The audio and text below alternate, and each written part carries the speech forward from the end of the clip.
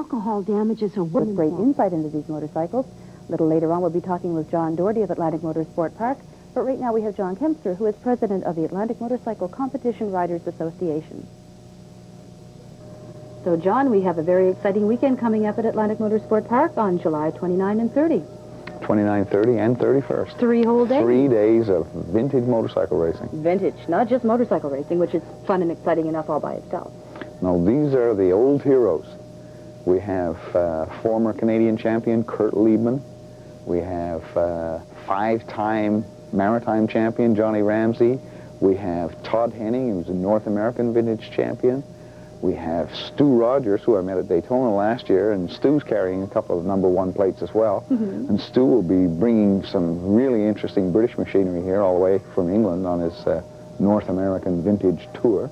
Now, we're talking vintage motorcycles, but you're talking old, should I say, riders too, or is this a combination? It seems to go hand in hand. Really? Kurt Liebman was the Canadian road racing champion in 1966 or 67. So he's been at the game for some time. And that old familiar number 52 will be here at Atlantic Motorsport Park. Now, do these riders compete at any kind of regular motorcycle racing, or are they just strictly into vintage racing across Canada? Most of them are exclusively vintage racers, but there are exceptions to the rule. A good example would be Pete Luckett. Pete rides Formula 1 classes in the local AMCRA competition and vintage as well. And he spreads his vintage experience as far as he can. Last year he went to Daytona, this year he went to Daytona. Maybe next year he'll go to Steamboat Springs in Colorado. But we will become part of that. We will become part of, and that's our hope, is that we will expand the Atlantic Vintage TT to become part of Daytona, the New Hampshire scene, the Steamboat Springs event, so that we are a corner of the star geographically in the great plan of vintage motorcycle racing in North America. So this is a real traveling road show? I mean, these people just do this all summer long, go from one track to another with attending special vintage motorcycle events? Essentially, yeah. Really? These fellows have the obvious financial wherewithal to do it, and or the sponsorship. Yes. And they have such a passion for the sport, it's lasted this long, but they just continue to do it. Now, do they go to circuits where there would be a good availability of parts? Because I'm sure that these are rather unique motorcycles that they're riding, and the parts situation might be kind of thin. Well, I think they plan their whole season based on that sort of thing. Some of the motorcycles that we're talking about, as an example, Stu Rogers, although he's not bringing his own international to this particular race, favors a 1939 Norton International 500cc overhead cam unit. This machine looks like it was made yesterday, yes, but it is in fact a 1939 motorcycle. And Stu manufactures many of the replacement parts himself at his shop in England. And Stu is known to all of the Manx riders around the world as being somebody who can make a Manx work. So it's a true test, is it? Oh yeah, absolutely. Talk to any Manx rider in the vintage group and they all know who Stu Rogers is. That's how he makes his living. What kind of numbers are you expecting for this weekend? Do you know already? Well, we do have a pre-registered grid of over 50 bikes now. Wow. And our normal race weekend would have about 45. Yes. But I would anticipate, based on the conversations I've had with various groups in the last 3 or 4 days, that we could anticipate as many as 100 or so riders. Wouldn't that be fantastic? Oh, I sure hope it will. Where are they turn coming out from? that way. You mentioned an English shop in England now. Where are they all coming Stu from? Rogers is coming from England. Kurt Liebman is coming from New Jersey. We have a large contingent from AMCRA, which is the United States Classic Road Racing Association, and a fairly large contingent coming from VRRA in Ontario, which is mostly Ontario, which is the Vintage Road Racing Association of Canada. So these fellows, you know, have participated in many vintage events before, in a lot of cases. Plus we have our own vintage crew. There's nothing to be sneezed at with regard to what AMCRA has done in the last few years. Yes, lots of good locals around. We have, 15 or 20 local vintage riders who are absolute masters. When AMCRA riders participate in an event such as the recent Vintage Weekend in New Hampshire, we have a very strong presence. And we are noticeably fast on the racetrack. John Larson came away with a second, and a third. Gary McKinnon came away with some good places. Thane Gillies with his Norton did very well. Thane will be riding a sidecar rig as well as a solo. Really? In the Atlantic Vintage TT. In the TT, we will have a round of the AMCRA Sidecar Challenge. Really? And we're looking forward to that because we've had very little motorcycle sidecar racing at AMP. And it's a very unique breed of activity, and that's the only way to describe it. Very particularly different from anything else. Yes, it would be quite a sight. A three-day-long weekend. You've got something going on. This will start Friday, of course, with what? On Friday, we'll have an open practice opportunity. Most of these riders won't have ridden on our track before, and AMP is technically difficult, especially if you're riding machinery that needs very careful attention to both the gearing and the suspension. Right. And some of these machines will. But once these fellows get their suspension and their gearing dialed in, they'll start moving along pretty quickly. On Saturday and Sunday, we have 2 days of pretty solid racing. The format for Saturday differs only slightly from Sunday in that the Saturday afternoon we will have the Old Timers event, and that will close the day for the schedule on Saturday. And the Old Timers event is going to be for anyone over 45 who's a racer. That's going to be quite a roster. Yeah, we An hope old-timers event at a vintage motorcycle race. Yeah, we should be able to fill the grid. And the special event on Sunday will be the Whitworth Cup. Whitworth Cup. And the Whitworth Cup is the special race event sponsored by Pete's Frutique. Oh, yes. And the Whitworth Cup race is exclusively for English-made motorcycles. Ooh. So there's going to be a large grid. That will probably be a large grid based on the fact that a lot of people will go with that as a target race in mind. Oh, really? Having the desire to establish some kind of superiority with a British machine. How many laps are we talking for these British machines? Well, I think we've planned 12 laps for the Whitworth Cup. Maybe 12 or 20, I'm not sure. But 20 laps would be a lot of work. That's pretty demanding. On some big machines. Yeah. Oh, yeah. What would be the most laps of any of your races? 20 or 12?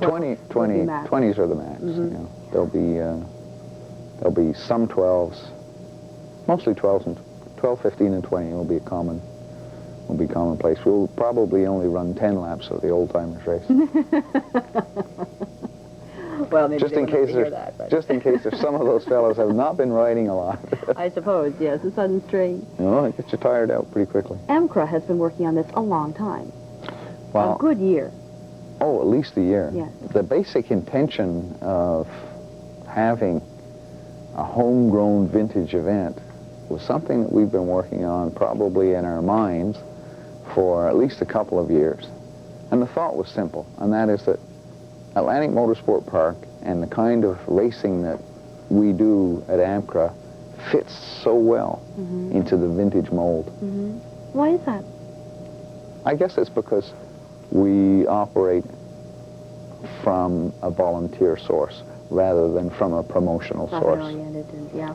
It's, I guess the conundrum is a world-class vintage event. When I say vintage event, we're experts at that, because vintage means doing it the way it used to be done. World-class means doing it with a no-compromise budget. Yes. But I'm afraid that we don't have.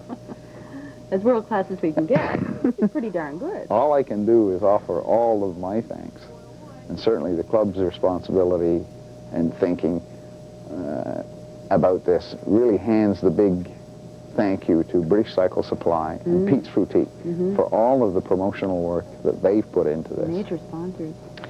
Well, British Cycle Supply, the whole staff have been in a position where they've concentrated probably every other moment over the last 4 months in responding to telephone calls and filling orders, hopefully, for parts that are required for race bikes. Natural.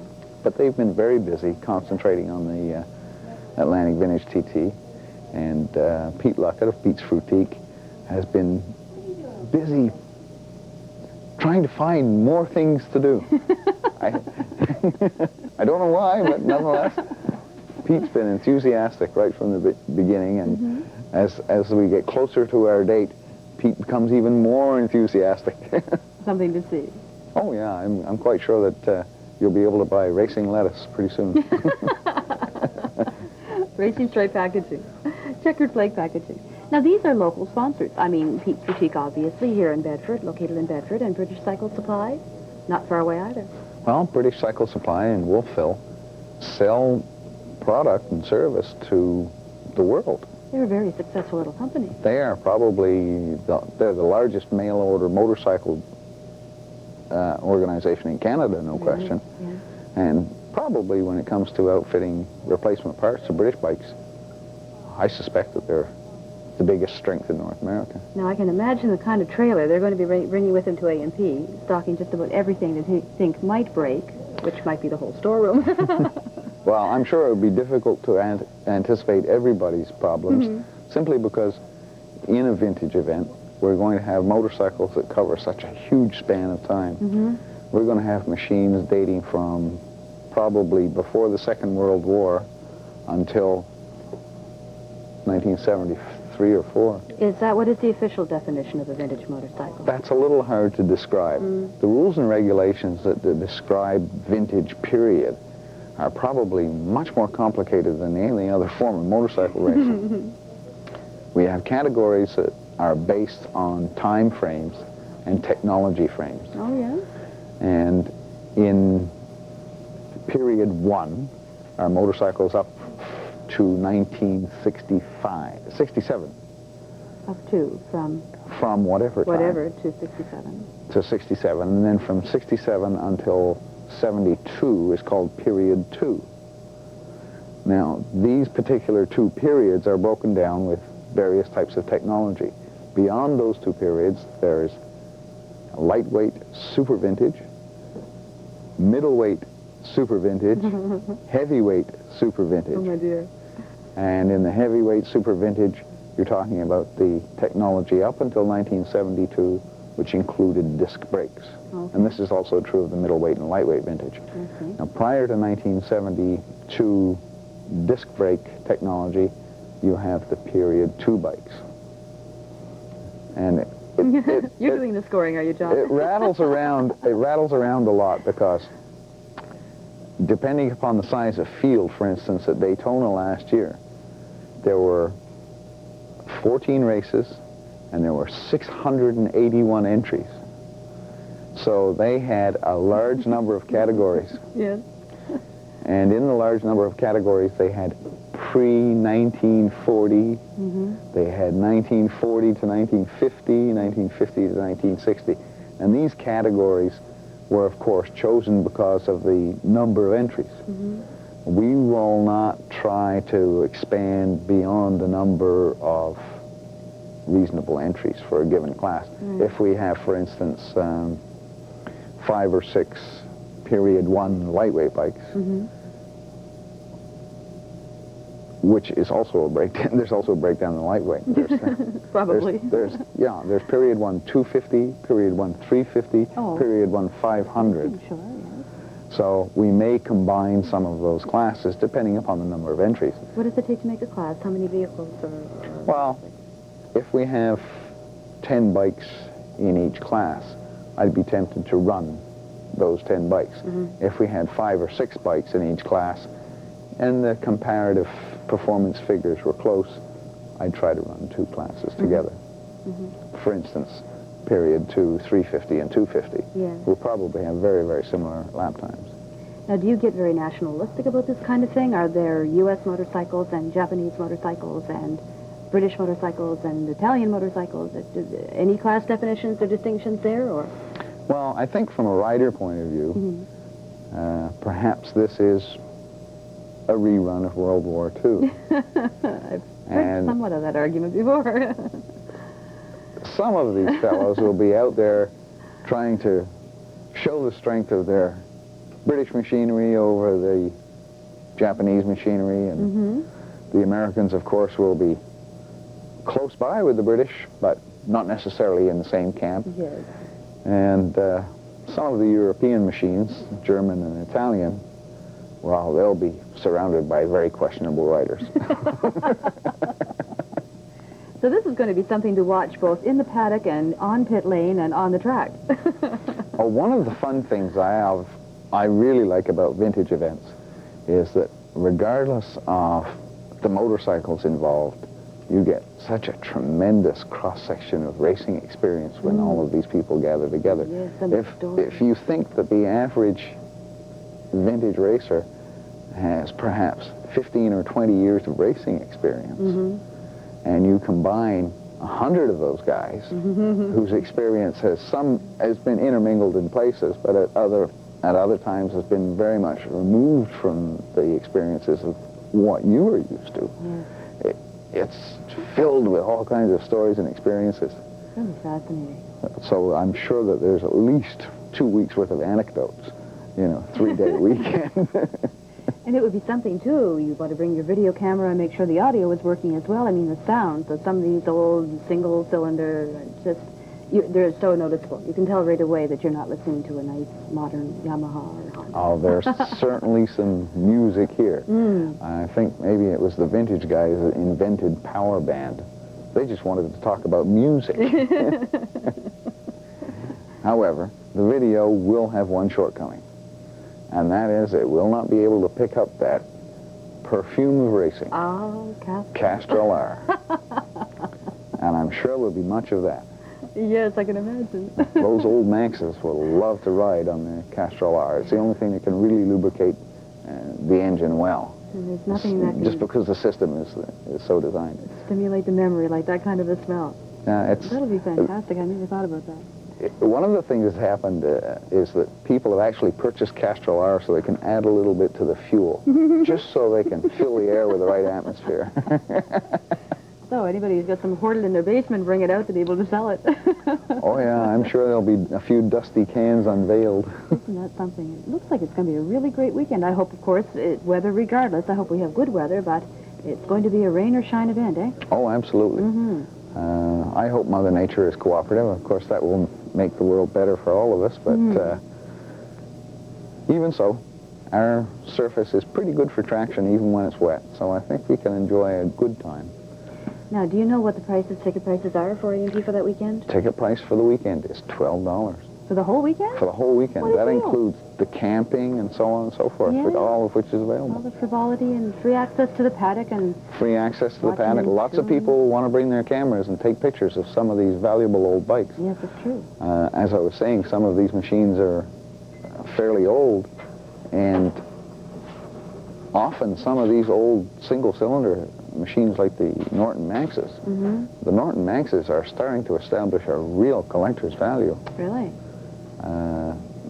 An original Manx, an all-original Manx in running condition is a plus $20,000 motorcycle. Ouch.